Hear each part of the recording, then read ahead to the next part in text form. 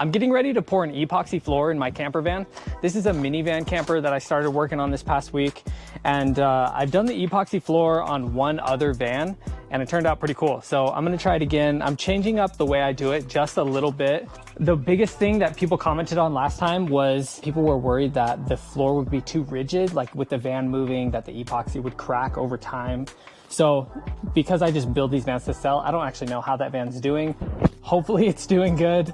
But to kind of problem solve for this camper, I picked up this Flexor Epoxy Flexibilizer. I mean, it's exactly what it sounds like. Hopefully it'll just make the epoxy a little less rigid and give it just enough bend to where it won't crack at all. It shouldn't even be an issue at all, but that's just to prevent any potential issues from coming up. So I've got 2 gallons of epoxy. Of course, the 2 parts that we're gonna mix together. So we'll get this first part into our bucket, and then this is the pigment that I'm putting in, champagne gold. I was trying to match the color of this van. It won't be perfect, but I think it'll turn out really nice. I'm not gonna measure this perfectly, but basically like 1/3 of this container per gallon of epoxy that I do. So I'm gonna have to pour twice, most likely. I don't want it to be super thin, but I don't exactly know how much space that's going to fill. And then I also have, these are for the 2 open spots for where the bucket seats used to be. These are like the lids that are gonna cover it. And the prep work for this was the most annoying part because everything has to be, like everything needs an edge on it so the epoxy doesn't spill over. And so everything that is going to have epoxy inside of it has like this wooden border. And then I also put that electrical tape on there for any of the boards that I'm going to be removing. So you can see like these ones here, it's got the wooden edge and then that electrical tape, because eventually once the epoxy is set, I'll unscrew these, take the board off, and then the epoxy kind of just, or the tape rather, just peels right off the epoxy. I did that on the last one and it worked out really well. So the part A going in my bucket, and then I'm going to add the pigment to just the part A. I did some quick math on this flexibilizer. I don't know like exactly how much I should use, but basically I'm going to use like the smallest recommended amount. I saw some examples. I went and like picked that up at a like a hobby craft shop, and they had a whole bunch of stuff that had been made with it, and it can make epoxy super flexible, which I don't need because I just want it to be soft enough to not be like brittle, I guess. But yeah, with my quick math, I'm gonna be using 3 ounces of this per gallon, and I'm gonna put that in the first half, the part A as well, and I'll mix that in with the pigment.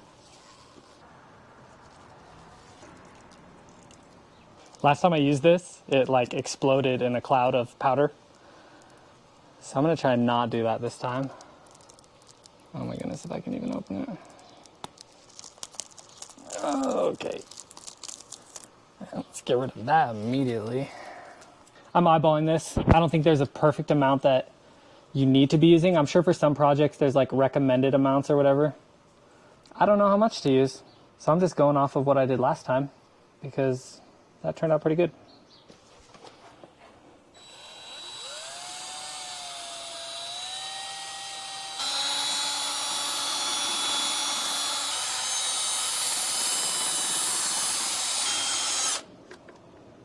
That's looking pretty good. Let's get the part B mixed in, and then I'll have to mix that for like 3 to 5 minutes, it says on the instructions.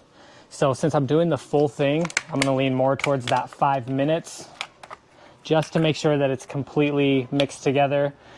And the working time on this supposedly is half an hour. I don't know how accurate that is, but the flexibilizer is also going to make the working time increase. So I think with the amount that I'm doing, it adds like 11 minutes. So really, I have a ton of time from when I mix this up to when I pour it, but I for sure want to be mixing it for 5 minutes just to make sure that part A and that part B are, you know, completely mixed together so I don't have any soft spots. I'm running out of light, but I like to run the drill really slow after I've mixed the 2 parts. Just before I pour it to kind of get some of those air bubbles out. I didn't have a huge issue with it last time, but I think this definitely helps just to get it settled a little bit. I don't actually know how much weight this little like cubby holds, so I've been hesitant to stand in it. I guess I'll pour some on this side and then just like come around to that side. Because of how thin this is, it should spread out pretty nicely.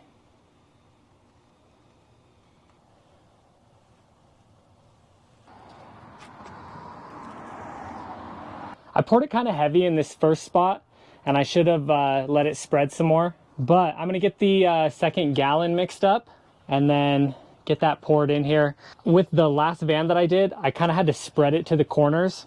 This one, I don't think I'll really need to because it looks like it's just kind of flowing in them pretty well, but that's also probably because I poured it really thick. So for the next gallon that I do, I probably won't pour it as heavy and I might need to push it into some of the corners.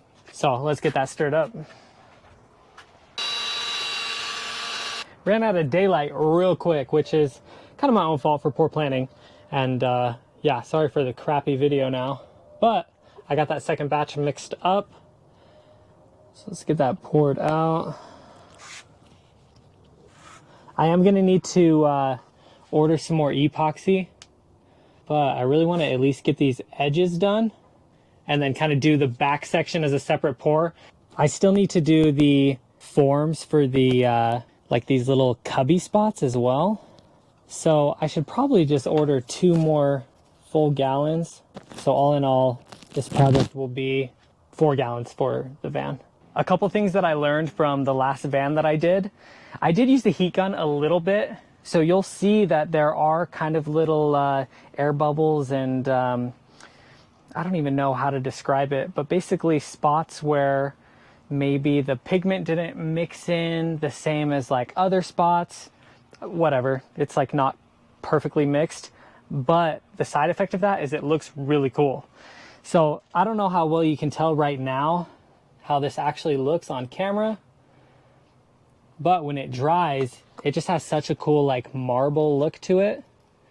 And if I don't touch it, like don't mess with it at all, it will be completely smooth. Quick update, it's been like a week since I did that first pour, so like all the videos before this, that is completely solidified, and I finally got some more epoxy ordered.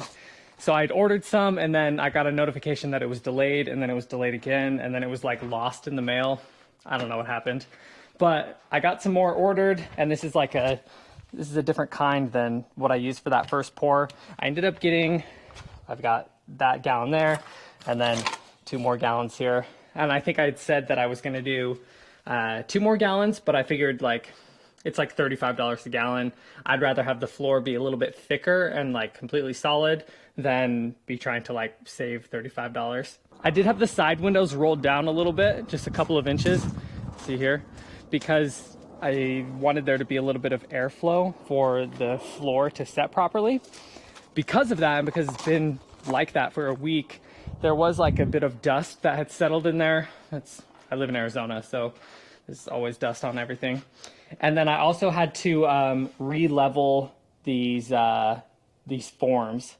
So got that all wiped down, got these blown out, re-leveled, and we're ready to go now. So I'm gonna do these first, just to make sure that those have like a solid layer on them, and then I'll just dump the rest on the floor in the van. Kind of a bummer with the timing on getting that epoxy delivered, because I wasn't expecting it to take that long.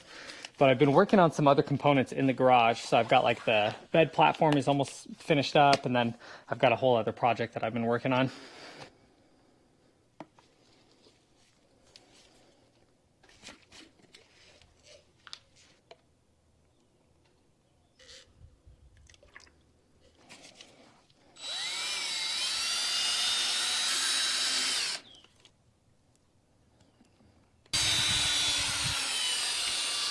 Here we go.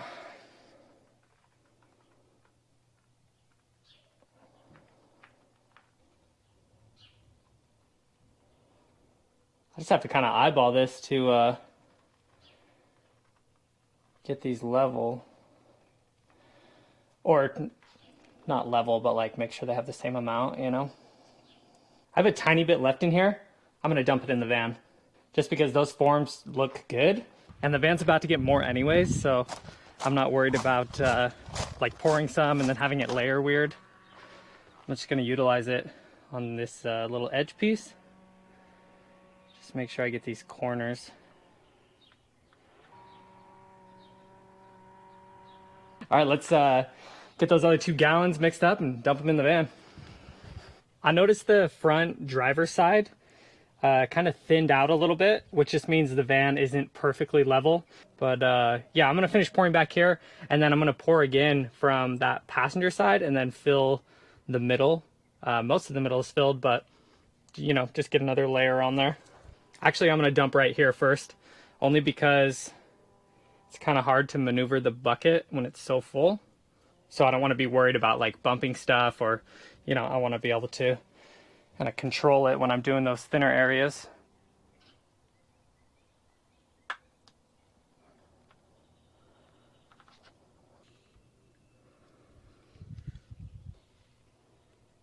The last time I poured an epoxy floor, I did use not like a specific tool, but like a piece of wood to kind of spread to the edges.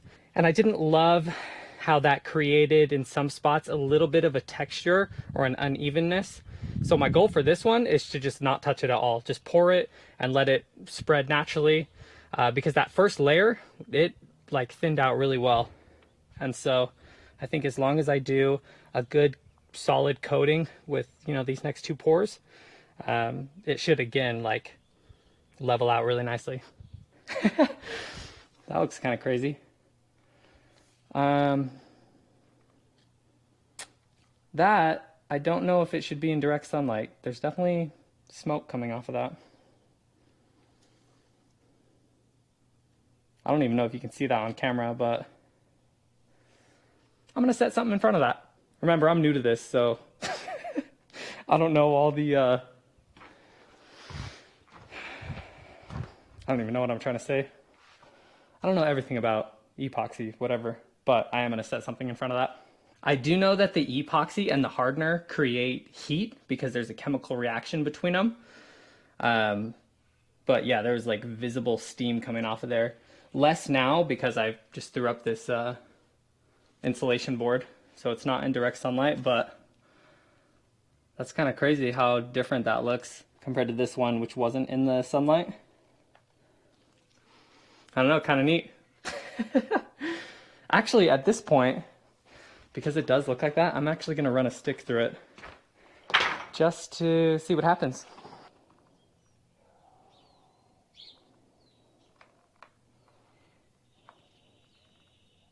I can definitely feel like the warmth coming off of it, but I think we're still in like the working time. Oh, nope, there's a solidified spot.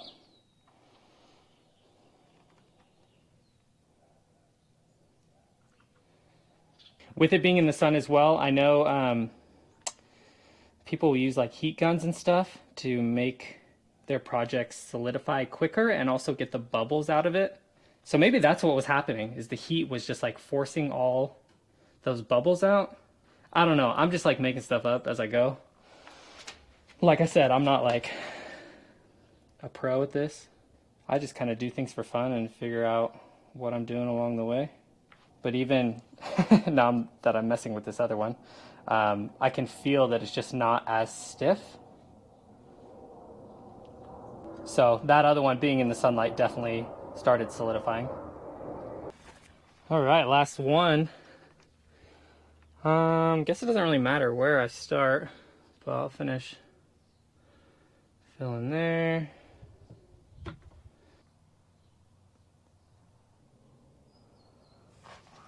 I said I wasn't gonna do it, and then 100% I did. I moved some of it around with a stick, but I think because it was thick enough and hadn't set at all yet, that it's like resettling nicely, so you can't see exactly where I was moving it. But I mean, we'll see when it dries how it all looks. But so far, so good. It's been 2 full days, so we're gonna get the forms pulled off of these and see how they turned out. This corner definitely had a little bit drip out of it, kind of stuck to the the floor. That one, oh, that one had a tiny drip too, which is all right, not a huge deal. I don't know if you can see that, but right there you can see a little bit came through the form, but they look awesome.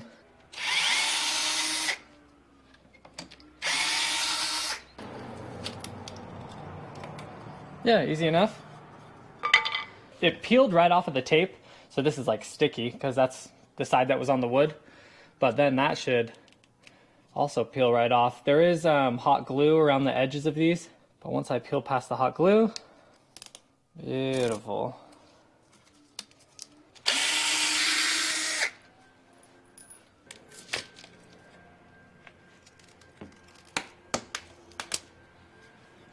These edges do have a little bit of a lip that's higher than the actual face. I can just take like a razor blade or something and trim that up because those thin edges are pretty soft.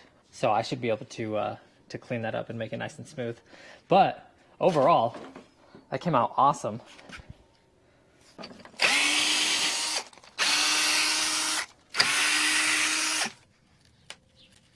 Okay, nope, that's taking too much effort. Grabbing the hammer. There we go. Yeah, this corner, anywhere that the epoxy like kind of dripped into, it just holds that wood. But popped that right off. Some of these framing pieces like around the wheel wells, I'm not actually taking off because those are going to become, they're the framing for the walls that I'm going to put up. Going to do some insulation and some shelving, whatever else. But I mean, that piece, it just needed a little motivation, but it came off.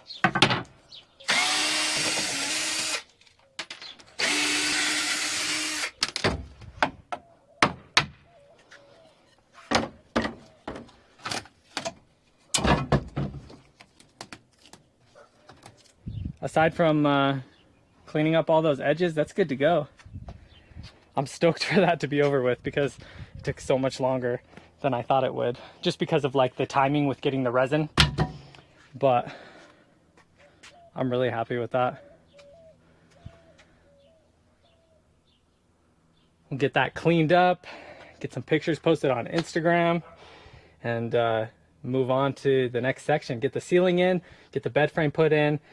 Oh, actually before the bed frame, framing out the wheel wells, getting the walls insulated, getting the ceiling insulated, all kinds of stuff left to do. So thanks for checking out the video. Continue to follow along, subscribe, and we'll see you in the next one.